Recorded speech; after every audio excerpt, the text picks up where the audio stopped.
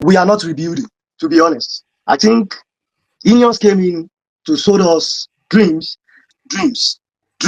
promises upon promises without actions. And I think Glazers selling some stake at Manchester United to Ineos. They know what they did. I will start by this. There is a certain law in UK, ownership of club. Once you attain 30% stake in a club, you have the right to push and facilitate the club being sold. Also, you have the right to buy more stakes as at that rate that you bought the current one that you bought.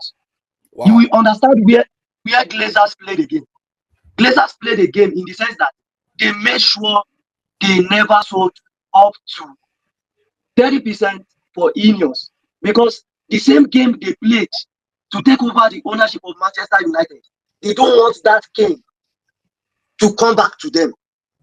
In 2003, Malcolm bought 2.9% through his vehicle company. You understand? Then they later came back in March 2005 when they started the whole thing. I think they bought 27 points, maybe 27 or 28 point something from these people, Magnus and Mania. That was when all these things started. Then by June 2005, they already have 65%. Towards the end of 2005, they had 98%. And when you have 98%, the best thing you could do is to persuade the remaining 2% to sell. Who are these remaining 2%? The remaining 2% are club fans as at that time. That was how they took over that 100%. We can't say we are rebuilding. Then you sold 27 point something percent to Ineos. They took over the footballing operation of the country. One, the only tangible thing I will tell you that they've done since they came in was just that quarantine refurbish. If you are claiming we are rebuilding, go to City. When they take over City in 2008, 210 million pounds. Up to 2025, they've invested 1.6 billion into City. They invested 200 million pounds into their academy, 300 million pounds into the renovation and infrastructural development at the Etihad Stadium. Let's take away the history. Let's take away the values. Let's take away the memories, the culture, everything Old Trafford holds. You cannot compare Old Trafford to Etihad. Standard. Yeah. No. You understand? Yeah. So let me allow Kimi to talk. Let me just pause there for a while. Kimi, let me ask you this. You know, what is going on in Manchester United? Is it a rebuild or a reset? They are just looking for a quick buck. Rebuilding, resetting. These are high words in their vocabulary. These are very, very big words. You understand? These are words they used to focus the fans. we are using these are very intelligent and high words. I don't think these men are interested in any of those things you're talking about, right? They only mention rebuild, reset, whatever when they are talking to fans. The fans they think are very gullible. The fans they think are quite dull, that want to believe their lies and their stories. Manchester United, from what I can see, is a club, it's a sinking ship. And what everybody is doing now is bailing out water.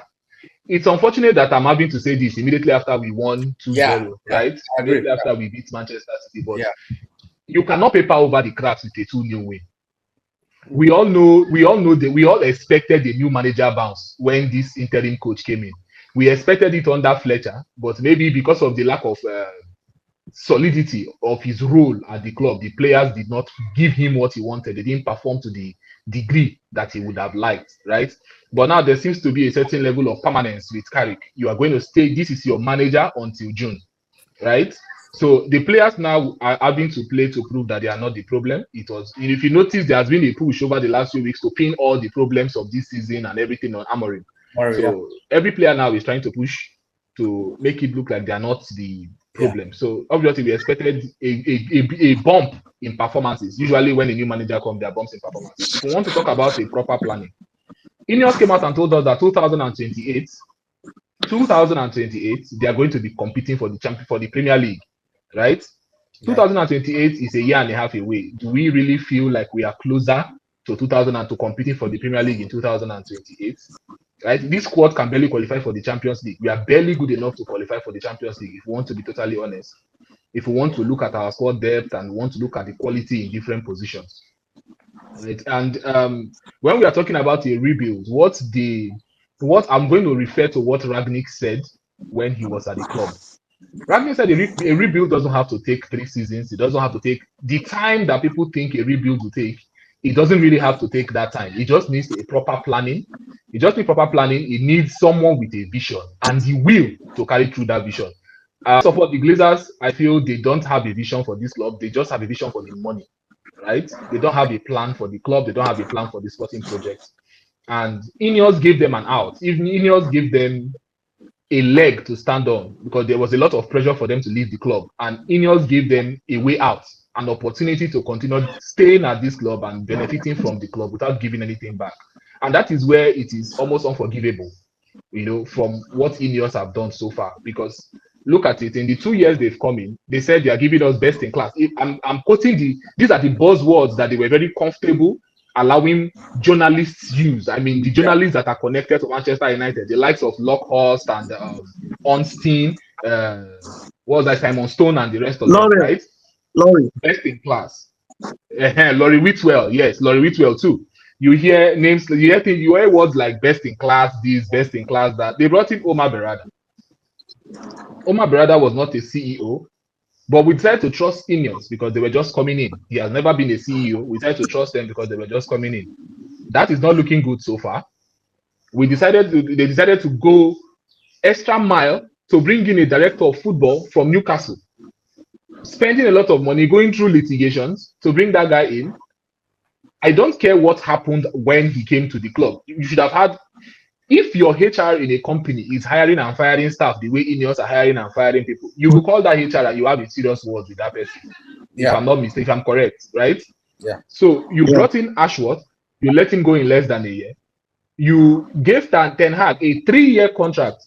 People seem to forget that Ten Hag signed a 3-year extension on his contract before he was fired. 3 years. You fired him in less than 4 months. You brought Amorim, sold him a pipe dream, telling him he's about to rebuild the club, rebuild the structure, rebuild whatever it is you want to rebuild. You fired him in 14 months, right?